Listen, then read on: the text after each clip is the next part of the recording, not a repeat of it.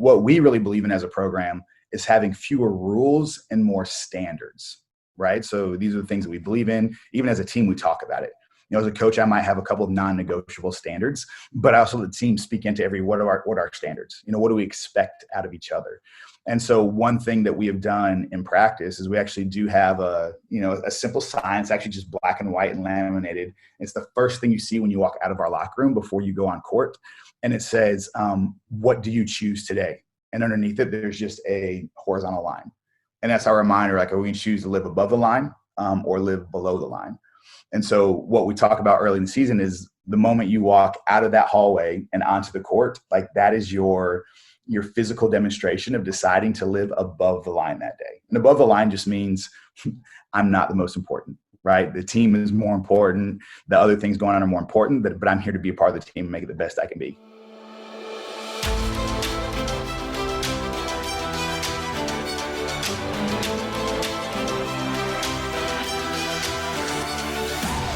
Welcome to the Coaches Club podcast, powered by Transform Sport, where we believe great coaches transform lives, athletes deserve great coaches, and coaches deserve great training. I'm your host, Luke Gromer, and every week we're bringing you conversations with coaches and leaders in sport that will help you grow as an effective teacher and transformational leader so that you and your team can reach your potential. Coaches, I'm excited to welcome Matt McLeod to the Coaches Club podcast. Matt has been a head high school basketball coach in Texas and Oklahoma for over 10 years, where he has amassed over 300 total wins and seen countless players receive all-district and all-state honors. He was also recognized 3 times as the Texas Outstanding Coach of the Year by the Texas Association of Basketball Coaches.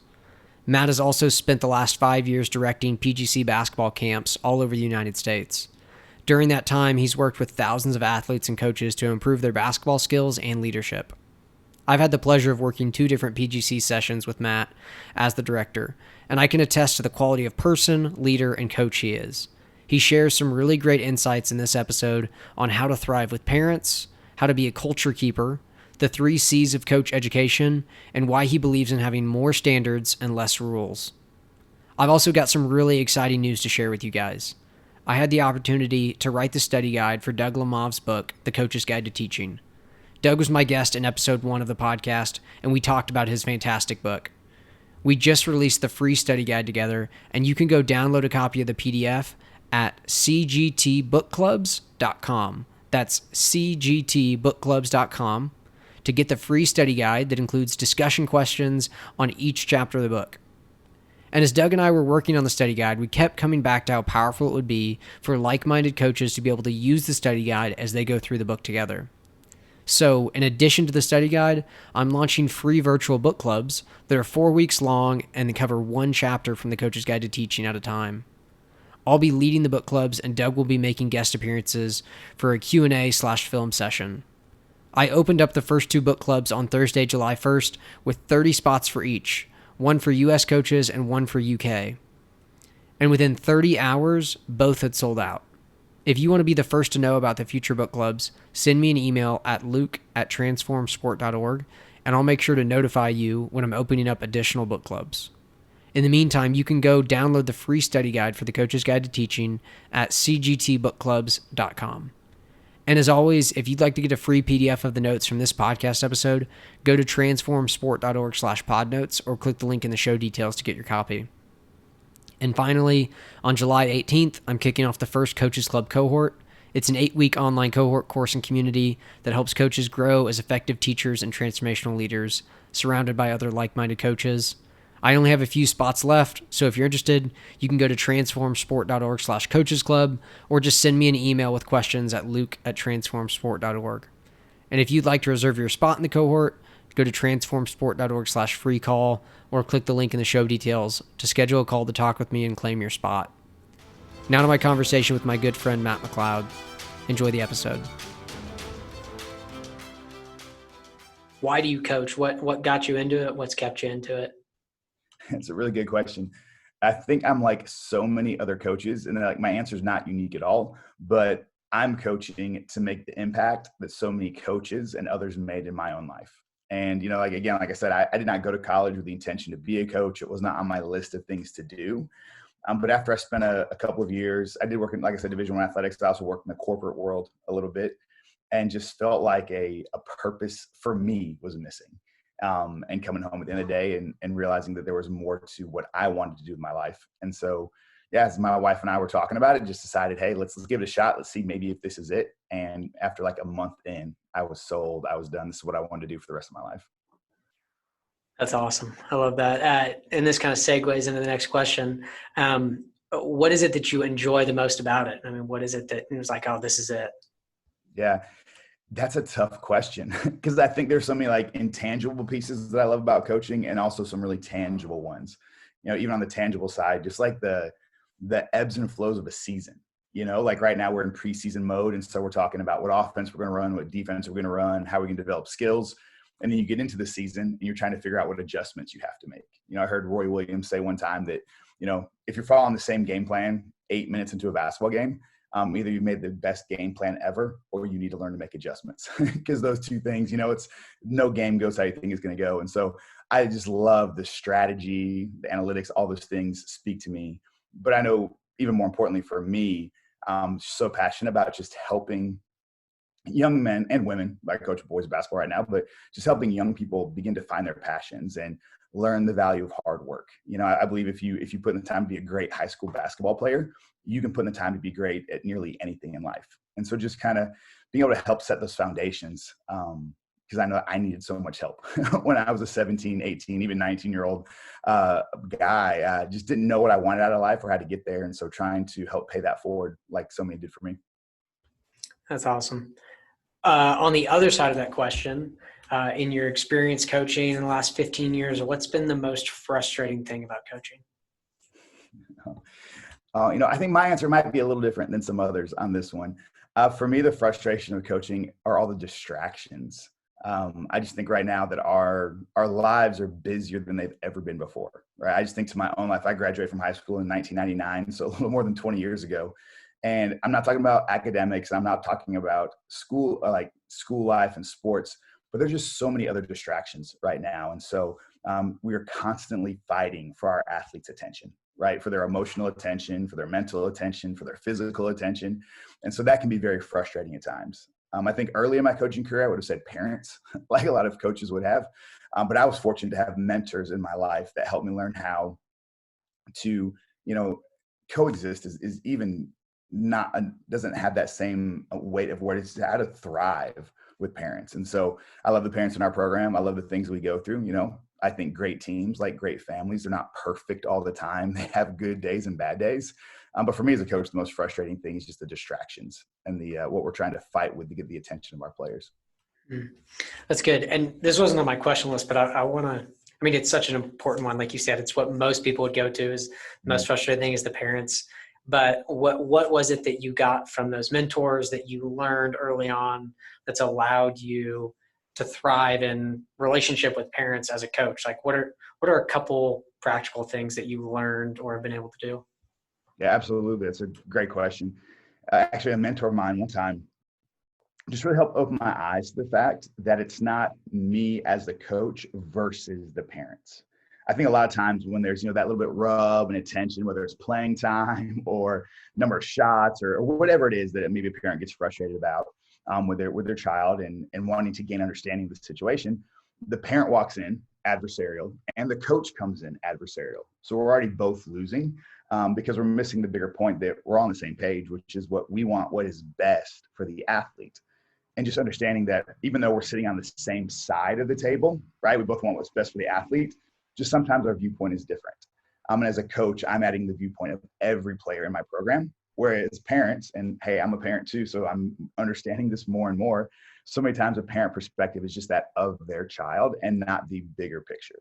And so the two things I've really learned have been super helpful is number one, anytime I go into a parent meeting, we just state the obvious. We state the fact that we're both on the same side, both wanting what's best for the individual athlete, but that our viewpoints might be different.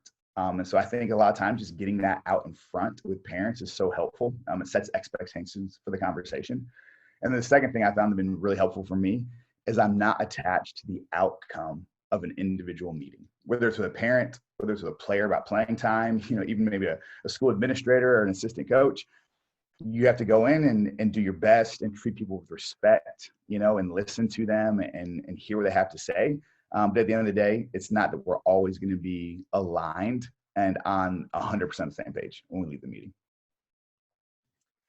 Yeah, that's really good. Just to follow up on that a little more, like how have you handled the meetings with a player that's frustrated about playing time, or the parent that's frustrated about whatever, and it doesn't go well? Like, how do you go forward from that, not being attached to the outcome? I can tell you, I've done it a lot of wrong ways for sure, and had to learn from those. And so I think it's sometimes, as a coach, when you're on the sideline and all of a sudden you like stumble onto this action that works really well, you stumble onto some kind of defensive alignment. I think it's been the same thing for me with dealing with those tough conversations with athletes and parents. I've just stumbled on with trial and error onto some things that really work. One thing actually, I just stole this from another coach at the end of last season. There's a coach in Blaine, Washington, that's had a super successful program. And one of the things that he's done to really build a great culture, because they're successful on the court and off the court. They're winning state championships, but they're also developing incredible human beings. And one thing that he does at the beginning of every season is he tells the parents what he promises them and also what he doesn't promise them. So it'd be things like promises to love their son, to treat their son with respect, to encourage their son, to hold their son accountable.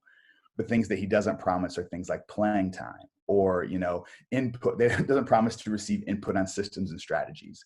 And it's a loving letter. The first year I'm sure a little awkward, as it was for me last year, sharing that with the families of my program. And so it caught some people off guard. But as it becomes a part of your culture, right, Luke, and this, just anytime the more consistent you are in doing it, when it goes from new or awkward or unexpected to being the norm, then it's much more received as part of the culture. So that's one thing that I know I will do for the rest of my coaching career, is just have a loving but upfront, open conversation on the things we can expect and guarantee or not expect and not guarantee in this coach-parent-player relationship. That's really good. Were players and parents in that meeting, or is that just you to the parents? I promise this and I don't promise this?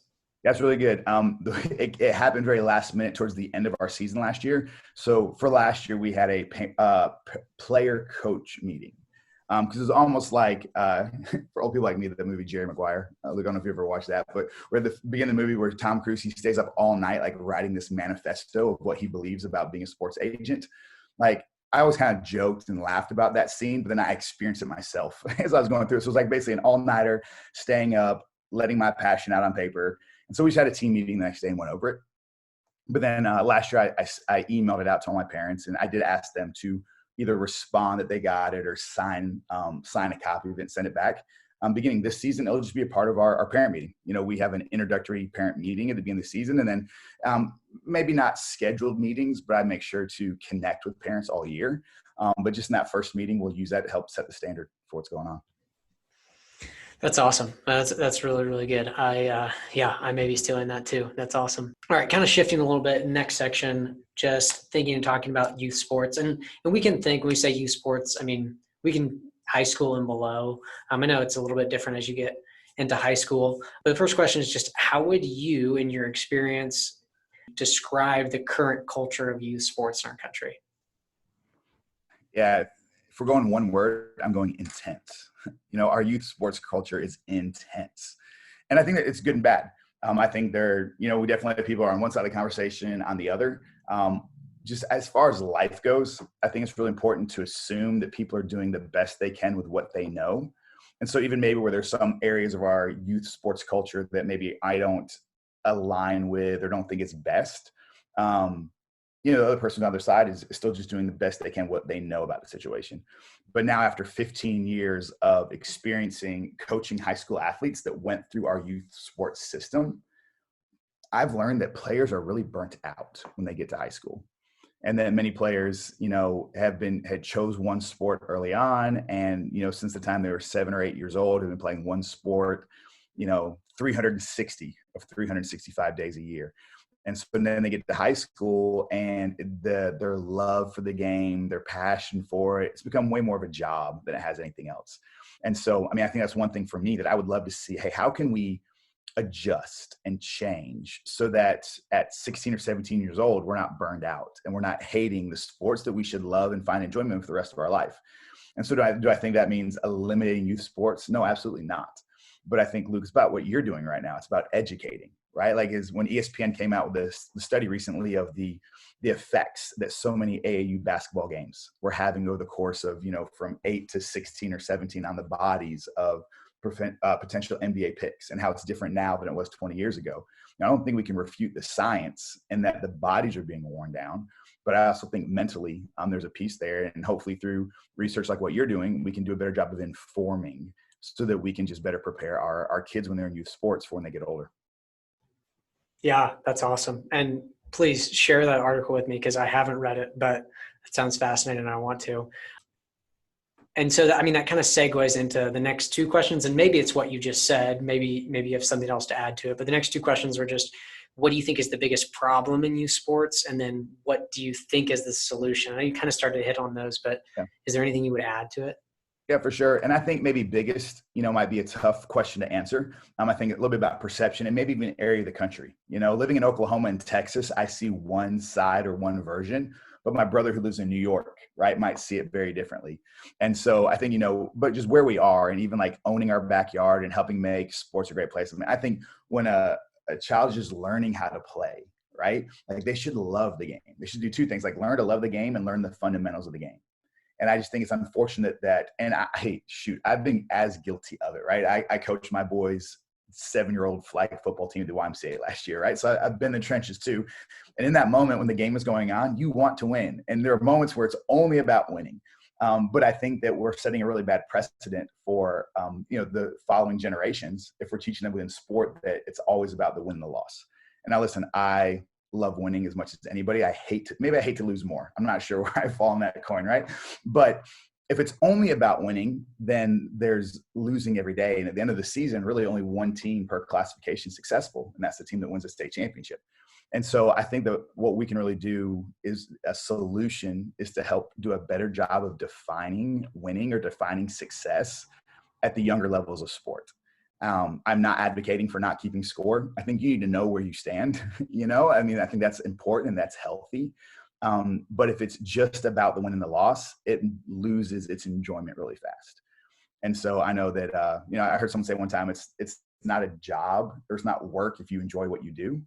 So what are we doing if these 15, 16-year-old boys and girls are hating sports? When I was working on my master's program, I actually did a little bit of a dive into what you're looking at. And one of the things I looked at was why were kids quitting sports at a younger age?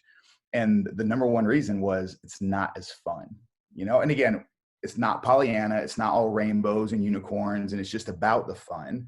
But if there's no enjoyment, it's hard to be motivated. And so I think, part of the solution is just finding ways to address that. I think part of the education is also helping parents understand that college scholarships are not given out to 8, 9, 10, 11-year-olds, right? And that's tough. And we care about our kids. We want what's best for our kids. I want what's best for my kid. But I think that we've bought into this idea and this concept. And it's not the parents' fault. It's what they've been told.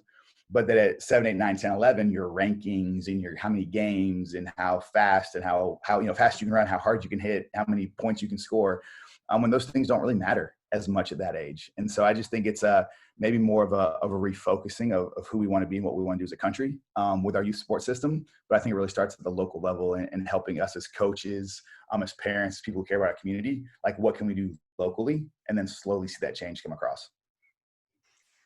Yeah. No, that's really good. That's so much good stuff. I love what you said about redefining winning and success. I think that is so huge. And I even have dove into some research studies that sports psychologists have done, and part of training that they did with youth coaches was train them on a philosophy of winning and success that was separate from the outcome of the game, right? That actually allowed them to measure success by something other than just a win and a loss. And they still kept score, right? But like you said, it changes the focus and makes it so much more enjoyable, I think, for kids. And the other thing I'll say too is in one of the interviews I did, I can't remember who it was, but he talked about, similarly to what you were saying with educating parents, like scholarships aren't given to 8 and 9-year-olds, but it's like we've created this system and this belief. He called it artificial selection, that we bought into this this notion, it's kind of similar to this notion of the Head Start, that like if we get our kids into these funnels of elite travel teams at 8 and 9 years old, that it's going to lead to them getting this college scholarship that does we even know if the kid wants that? Like maybe, right. Or does the parent just want that? And honestly, if you want a college scholarship, like, or to pay for college, maybe just invest for college instead of spending thousands of dollars traveling the country every weekend. Like, so yeah, no, I think those things are great points. And like you said, there's not just one problem, there's a lot, and they're all kind of connected in those ways. Well, and let me give you two quick examples of personal experiences where I've just kind of seen this play out. Because I think when we make it more realistic, right, we actually like attach a moment or a situation. And so a couple of years ago, I had the opportunity to speak at a coaches convention in Dallas. And so that night in the hotel, hanging out, meeting other coaches, one of the coaches there was from Sweden. And got a chance to talk with him for a while, and told me every year he comes for about a month to the U.S. to go through coaches clinics and just learn more about the game. And so I asked him, I was like, well, tell me, what is the biggest difference you found between, like high school coaches in the U.S. and our counterparts in Sweden, right? They have a little bit of a different system than we do as far as not schools, it's clubs, but like what's similar and different. And Luke was crazy. He started laughing before I even finished my question. And he was like, oh, Matt, when I started doing this 20 years ago, it became very evident. Coaches in the U.S. know their win-loss record. He said, I bet you that of all the coaches in this hotel right now, that nearly everyone could tell me what their all-time win-loss record is as a coach. And he said, I have no idea. I don't know what it is. He said, now in my program, I am being held responsible. He said, but the things that I'm judged the success of my program is how many of our players play in college, how many of our players have a chance to play professional basketball. And this was not, because I started prodding, because I think sometimes it's easy for us to say, hey, it's not all about winning when we don't coach winning teams, right? So then it can sound like a cop-out sometimes, right? Just truth. So I started poking a little more at this coach from Sweden, just saying, well, how successful have your programs been? How do people view you? And just the more I asked, and he was very hesitant to share, but I mean, he's winning not just local titles, but, national titles in their region, and like one of the most successful coaches in Sweden, right? It's what I came to learn. But his focus is not about the wins and losses. It's about preparing them for what's next, and so their club is about what's next, is playing in college, playing professionally.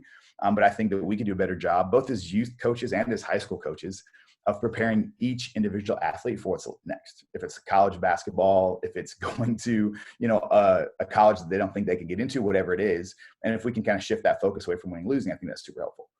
And another quick one that I know people in Texas and I know Arkansas, Oklahoma will appreciate too about football, was one time I was an athletic director of school, my first year there, and me and the coach were trying to reset and do some things differently to make it more of a program that people want to be a part of.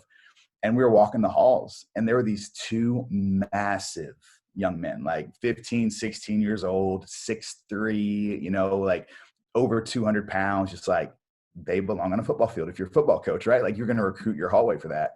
And we went up to talk to them to see why they weren't playing football. And what we learned was then they were in middle school at a different school. They had gotten cut as seventh graders, and they were told that they weren't very good. And seventh graders, they were little, they were tiny. Right? They hadn't hit puberty yet. They were late to puberty and hitting it. And so just because they were so demoralized with that process, they didn't want anything to do with it anymore. Right? And so, sometimes we have to overcome adversity. Yes, I agree 100%. But I think in our culture of sports in the U.S., we've just talked so much about making a team or not making a team, right? Winning games or not winning games. And if we're talking about development, we don't know what 15 and 16-year-olds will look like when they're 10 and 11. People develop differently, their body develops differently. And so I think as we begin to look at maybe other alternatives to youth sports, we actually might do a better job of developing our youth for whatever sport they choose to be a part of.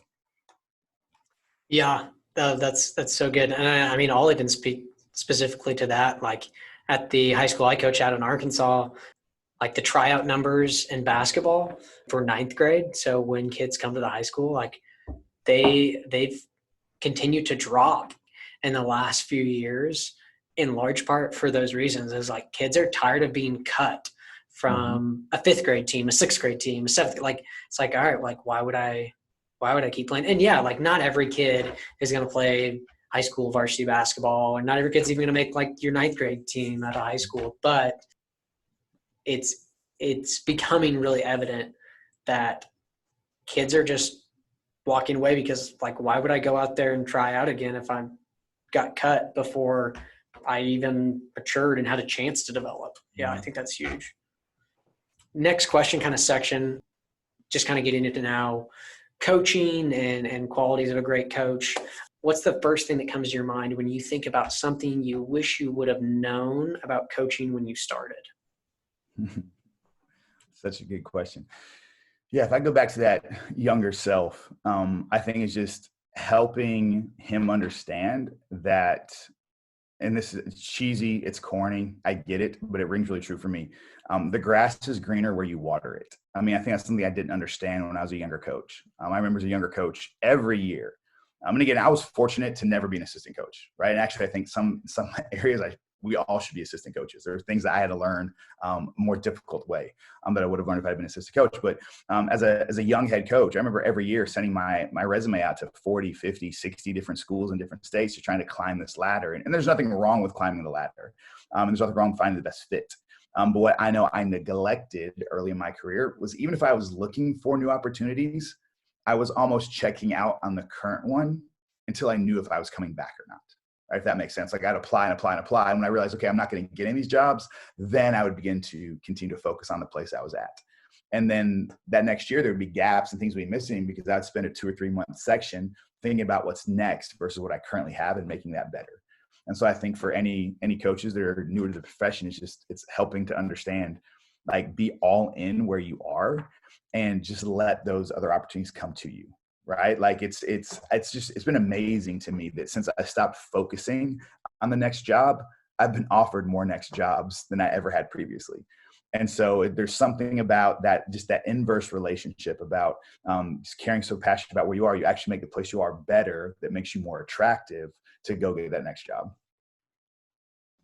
I love that. That's really good. Yeah. Being present is hard. I mean, I'll just say for me, particularly, like, yeah, I think I've had to fight that, even just being early in my journey of, like, all right, spring comes around, like, do I want to go somewhere else? Like, is the grass really greener? Or, like you said, can I stay present here and embrace where I'm at and water that grass? That's really, really good. Next question. What, in your opinion, your experience, are the qualities of a great coach? Really open-ended. Yeah. How long do we have to talk about this? I was actually doing some work for, Key 5 coaching is a part of PhD basketball. And I work part of my week for Key 5, and we want to serve coaches and help them become the best version of themselves, right? On the court, off the court. And I was actually working on something earlier today, and it was along those same lines. And the conversation that I've had with coaches and just different opportunities I've had to meet with coaches of different sports and different schools and different genders, I think that one, like, main commonality among great coaches is they are culture keepers. And I think that concept of being a culture keeper encompasses and covers so many other things that make a great coach. And when I think about being a culture keeper, like, it's really 3 things to me. And I think the head coach is the one most responsible, but I believe every coach on staff carries responsibility in that. And I don't think this is just a school thing either. I've seen youth programs. I mean, even my daughter has her team sport is dance that she does, right? And so she doesn't do any maybe what we would call sports, but she dances, and her dance academy is run this way. And so it's just been really cool to me to be able to see this idea of when culture is important to you, right, and everyone's bought into it, like, really special things can happen. And so going back to that great coach question, when we're a culture keeper, we're responsible to, like, define the culture, right? Like, it starts, like, we get a chance to white paper. And I think even every season we can white paper our culture. What do we want it to look like? What do we want to have? And so you get to define it, and then you get to instill it or install it.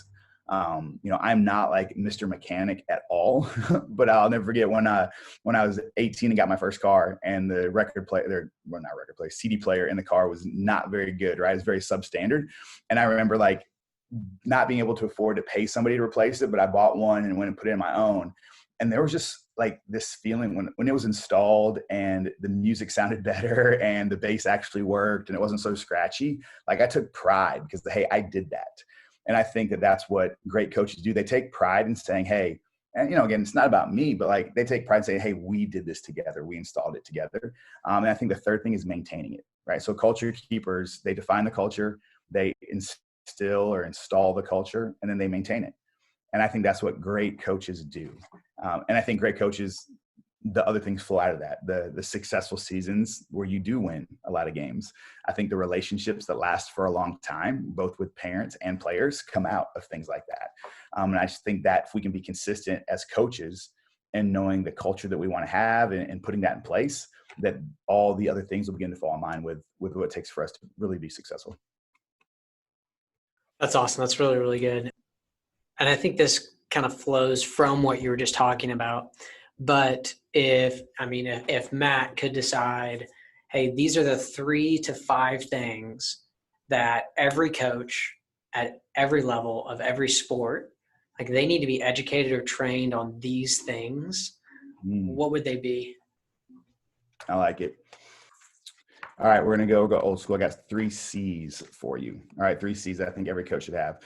The first one is character, right? Like we have to be in it for the right reasons. I think that most coaches really believe that most coaches are, but there's a handful of coaches out there that just ends up representing everyone else in the wrong way. And so, but yeah, no one is the character. Like we have to be in it for the right reasons, caring about the athletes, wanting what's best, finding ways to learn and get better on our own. But that would kind of actually play into the second C, I'd say, and that'd be competency. Like we need to help coaches learn the age and stage appropriateness for their sport. I actually think one of the reasons why Canada has really caught up on a world scale with basketball is because they have their LTAD, their Lifetime Athletic Development Plan, right? And they developed this for basketball. And anybody, like, if they're not familiar, they need to look it up. Like it blew my mind that actually the RJ Barrett age Canadian player was the first player that went start to finish through this LTAD. And so now more Canadians are playing in the NBA, more Canadians, their Canadian national teams had more success than they had before, more players getting drafted, and they go back to instilling this LTAD. So that's the competency point, right? If we really believe that it's not all about winning at the younger levels, well, what are we doing to help develop skill sets, right? Because again, like I said, it's not all about Pollyanna and just having fun and picking flowers, right? We want to help get our kids better. So I think that if, again, the character's right, if the competency is right, and then just really their overall of care, like how committed are they to being in it? If we can teach them what commitment is, it's more than just showing up at practices and just showing up at games. It's showing up at the hospital when someone's sick, right? Like it's helping out and figure out what's going on in lives. And I think if we can start doing those 3 things with people, with our coaches, both youth and in high school, it's really going to be able to change, what youth sports looks like in our country. That's fantastic. That's so good. And again, that's especially the age and stage appropriate is something that's come up so much in these conversations. And like you said, most coaches, I think, really are in it for the right reasons. They're not ill-intentioned. I think they're just really ill-equipped.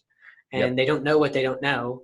And for some reason in our country, like coaching isn't a licensure, right? Like anybody can go coach. And for the most part, we don't have something like Canada's developed where we're saying, hey, this is the framework of what you actually need to use, what's best for kids and their development, which I think is part of what contributes to, some of these really negative experiences for kids in sports. And so that kind of goes into that next question. It's something you mentioned earlier, right? Like the number one reason kids quit playing sports is because it's not fun anymore. That's what they say. Like I stopped because it wasn't fun. And so my question is, and working with you, I've seen you do this. How can coaches at every level just increase fun for athletes? Yeah, that's a good question. I think I have very limited experience coaching actually within youth sports. So I know there's a lot of coaches that are way more equipped than I am to answer that question. But I'd say like in our high school program, some of the things that we do that are fun is we take days off and do other things. Right now, I'm not saying, every Wednesday you don't practice, but there are certain times throughout the course of a high school season when, like right now for us, this senior class that we have has the most players in our program. Since their freshman year, there were more freshmen on varsity than any other age, right? It's just kind of our class gone through. And so because I have so many from this one grade in my program, I can tell when a really hard test went on or they've got projects because just the multiplication of stress and anxiety is so high. And I think one thing that, really great coaches do and that I've learned from their coaches is man, take a day off. So there might be a day that we play dodgeball instead of having practice. Right. And as crazy, like the first time I did that, I'll never forget, I had 2 parent meetings because parents like just did not understand. We're so frustrated by it. And at first I would have been adversarial to it until I actually saw it work in another program. So I stole it and used it in my own. And that next game, which we didn't do it the day before game, right? We still another day of prep, but like the next, we played freer and we were looser and we were smiling more. And so I think that like to make the game more fun, that sometimes you might have to do something different. I think another thing that's super helpful that I found, not just with the athletes that I coach, but even my own kids who are playing in youth sports, is like telling them how I feel about them or telling them what's going on versus just assuming they know. So like if a player has a great game, right? Maybe a player's been working really hard on their free throws, and they go through a 2-week stretch where they're making twice as many free throws in games they used to, right? Their percentage is doubled. And all of a sudden, as a coach, like, well, they know the stats, they know they're getting better, but there's just power in speaking life over someone. And so I've learned, the more I understood for myself, the coaches I had or the teachers I had, the more they spoke life over me, the harder they could coach me. And so again, like they held me to a high standard. When I wasn't meeting that standard, it wasn't okay. There were natural consequences that came with it. But because they spent the time speaking life over me, it didn't feel like I was losing my enjoyment or it wasn't fun. It was actually motivating for me to do it. So I think that's another big thing that we can do to help make it more fun, is just keep speaking life over the kids that we coach, and help them understand when things are going bad and taking time to ask, what's going on in their lives. Because then we can make those connections. We're more likely to be able to fight through it with them. As an example of that, I had a player for one time, and midway through his junior year, that's what he told me. He's like, Coach, this is not fun for me anymore. And he was 6'5". When he walked in the door, he's the kind of guy that college coaches are going to watch for a little while to figure out if he can play or not. Like, he looked like a college basketball player. And just that middle of the junior year, and again, he's someone who'd played year round for 10 years by the time he's 16 or 17 and just struggling with it. And it's just not fun. And so, okay, I said, great. Like, over the Christmas break, like, don't even come to our optional workouts. Just like take 2 weeks. Let's see if we can, if you miss it, and kind of went through a process. And luckily, after 2 weeks, he did feel like he wanted to come back, and he stuck it out and figured it out. And then actually had a great senior year and ended up playing college basketball. It was all said and done. But for him, like, that was the moment for me where it's like, wow. Because as I started to ask him, like, why don't you enjoy basketball? And I realized it was, I had been really hard on him because I knew he wanted to be a great player. But I had not actually invested into belief in him at the same time. So I think sometimes as coaches, we know that we have to hold a high standard and hold people accountable. Yes, 100% we have to do that. But we forget that you got to bond sometimes before you battle. Not everyone was ready to play for Bobby Knight. Now I was, right? Tell me I can't do it. Yell at me, scream at me. Like, I will sign that deadline for that scholarship and let's go. But not everybody's the same. And so being able to learn how we can best serve and support our athletes, I think will help them keep that joy for the game longer than they would have otherwise. Yeah, that's really great. I mean, the reason that I'm coaching now, doing what I'm doing, is because I had multiple coaches that spoke into me. It's like so much belief. Yeah, so that's so powerful. You kind of started to hit on it in a couple of things you were talking about, but I would just love for you to talk about, like, really practically, like maybe give a couple examples of how you would handle these situations in your practice or game. How can a coach hold players accountable, hold players to those high standards that we want to set without being demeaning to the players when they're not meeting the standard? Mm-hmm. That's really good. Again, the best coaches, I think, are also like every artist. They steal a lot. And so I think Urban Meyer had some kind of influence on this. I don't even know where I came. Coach, I think you should collect all the information available to you and then make it your own.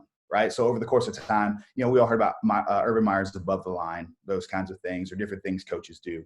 And so what we really believe in as a program is having fewer rules and more standards. Right. So these are the things that we believe in. Even as a team, we talk about it. As a coach, I might have a couple of non-negotiable standards, but also the team speak into what are our standards? What do we expect out of each other? And so one thing that we have done in practice is we actually do have a simple sign. It's actually just black and white and laminated. It's the first thing you see when you walk out of our locker room before you go on court. And it says, what do you choose today? And underneath it, there's just a horizontal line. And that's our reminder, like, are we going to choose to live above the line or live below the line? And so what we talk about early in the season is the moment you walk out of that hallway and onto the court, like, that is your your physical demonstration of deciding to live above the line that day. And above the line just means I'm not the most important, right? The team is more important. The other things going on are more important, but I'm here to be a part of the team and make it the best I can be. That's what really basically living above the line means. And so, if we have a player who's maybe not holding the standard or not what we would call living above the line, as a coach, the first thing we do is we have a conversation, right? Like this is not a one and done kind of deal. And so pull that player to the side. We're going to protect them. Hopefully we're going to ask questions versus telling, hey, your attitude sucks, right? Like that'd be really tough. Luke, if you're my player and I said, hey, Luke, come over here. Your attitude sucks today. Like you're not gonna be more likely to tell me what's really going on in your life or why you're acting like that. And so what we want to do is pull inside, say, hey, Luke, man, I can tell like practice is not going well for you. It seems to me like you would rather not be here than be here. Can you help me understand why? And when we start to use just that phrase, can you help me understand? That allows the athlete to give us the information. And so then when we understand, and it could be a myriad of reasons, and it doesn't matter really what the reason is, it's not okay because we're choosing to be there. But then it's the reminder, hey, okay, great. Well, if you want to stay in practice, you have to live above that line. We got to make a change. And so again, and every player is different, but if there's a player who maybe a third time that same practice is just choosing to live below the line, we'll simply excuse them for practice and let them come back the next day and try again.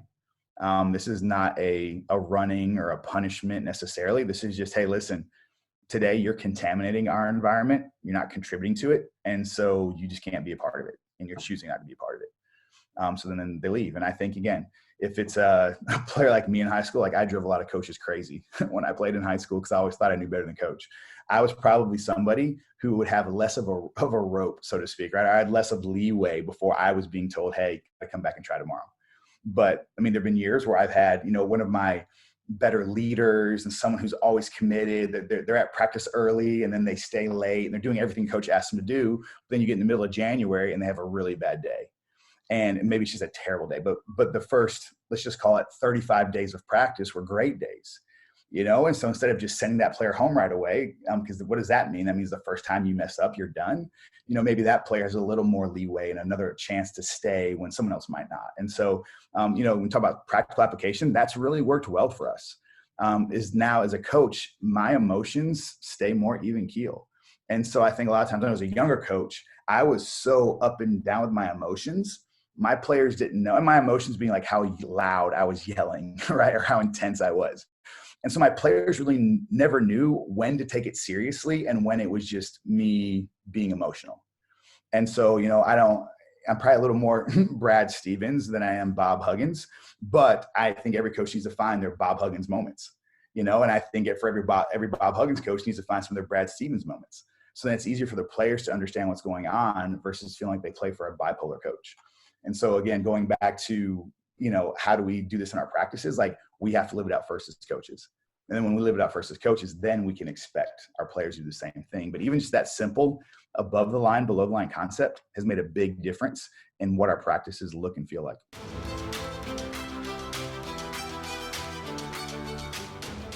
Coaches, thanks for listening to this episode, and thanks again to Matt for coming on to the podcast. If you'd like to connect with Matt, you can find links in the show details.